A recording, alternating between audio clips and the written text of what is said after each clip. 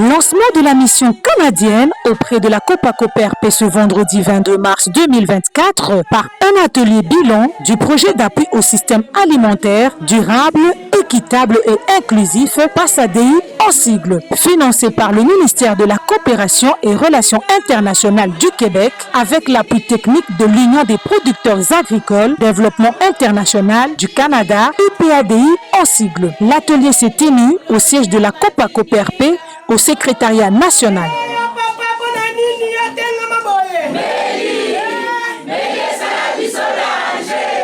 C'est le projet d'appui au système alimentaire durable, équitable et inclusif que la Copaco a mis en œuvre au niveau du secteur de Bukangalozo, spécialement au village Kabouba, Molosi, Baringa et Kindongolosi.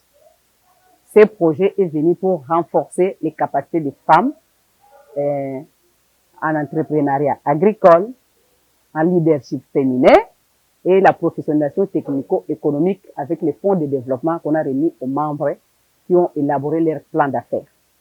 Comme leur métier, mais comme une passion pour pouvoir se découvrir et se lancer dans un métier d'agriculteur, d'agricultrice, avec l'accompagnement de la Copaco, qui est une fédération qui va pouvoir les emmener dans leurs projets professionnels. Alors, on fait le choix de cibler des groupes de femmes ou des groupes de jeunes parce qu'on est au courant que différents groupes de personnes vont rencontrer différents obstacles pour leur autonomie financière et sociale.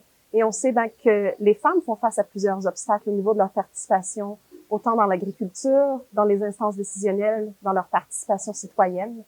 Elles font souvent face à des obstacles qui sont financiers, des obstacles d'accès aux ressources foncières, à l'eau, des obstacles d'accès aux ressources financières aussi. Les jeunes, on sait qu'il y a un souci, on a besoin de jeunes, on a besoin d'une relève agricole, on veut invigorer cette relève agricole, mais ils sont l'avenir du monde paysan. Donc, c'est les raisons pour lesquelles on a ciblé les groupes de femmes et les groupes de jeunes, c'est qu'on reconnaît les obstacles auxquels ces groupes font face, puis on veut vraiment venir les soutenir, renforcer leur pouvoir économique et renforcer leur pouvoir d'action dans leur propre vie, dans leur communauté.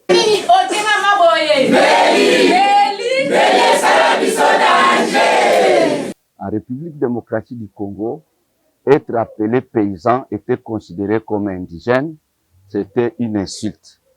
Mais grâce à l'accompagnement de l'IPADI, on a donné des formations sur la profession paysan.